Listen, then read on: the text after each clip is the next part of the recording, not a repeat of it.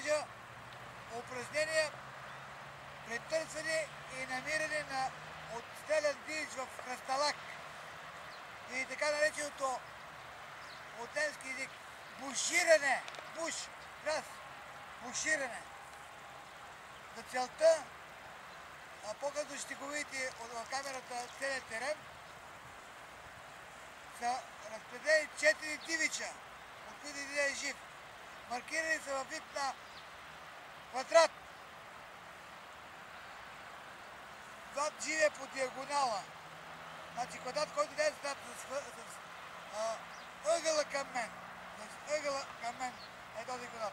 Настрани и по диагонала. Произвеждам 2 изстрела и пускам кучета. Дивича за улеснение на зрителя е маркиран с син цвят. Така че оператора съвсем спокойно може да следи приближаването на кучето към поставения дивеч за намиране.